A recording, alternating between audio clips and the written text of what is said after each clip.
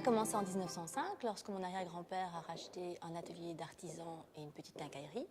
Au fur et à mesure des années, il a acquis diverses collections, ce qui permet d'avoir aujourd'hui une étendue de bronze d'art assez importante, plus de 45 000 pièces. La serrurerie décorative, on entend par là évidemment tous les éléments décoratifs de la porte, de la fenêtre, et tout ce qui va autour, comme des plaques interrupteurs, des luminaires, des rampes d'escalier. On peut aller vraiment très très loin. La limite finalement, c'est l'imagination.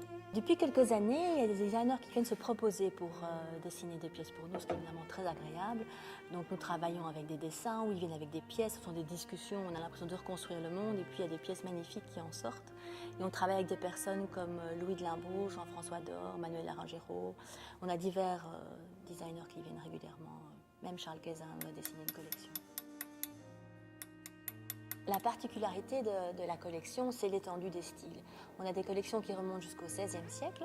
On a des pièces qui sont des Louis XIV, Louis XV, Empire, style Renaissance, gothique, anglais, Art déco, Art nouveau. Et chaque année, on crée de nouvelles collections. C'est la force de l'entreprise, c'est qu'on a vraiment brossé l'entièreté des époques et qu'on continue à créer aujourd'hui.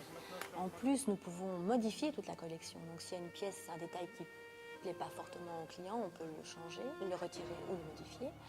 Et nous faisons de plus en plus également du sur-mesure. On peut vraiment dire qu'ici, tout est fait à la main. C'est ici que l'artisanat prend toute sa place. Nous commençons déjà par couler à l'ancienne au sable. Par la suite, les pièces, quand elles reviennent brutes, nous devons entièrement les nettoyer. Donc elles sont limées à la main, bien sûr.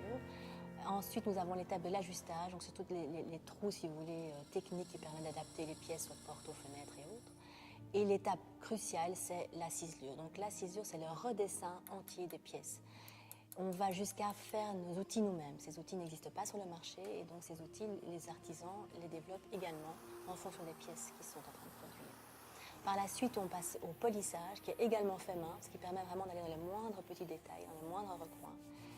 Le nettoyage des pièces et puis le décor qui prend aussi une importance assez énorme puisqu'il est également fait à la main et que l'on peut avoir à peu près 17 décors différents.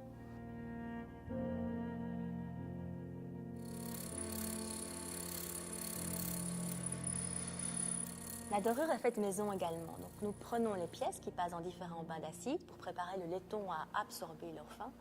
Les pièces passent dans un bain de sel d'or à 24 carats.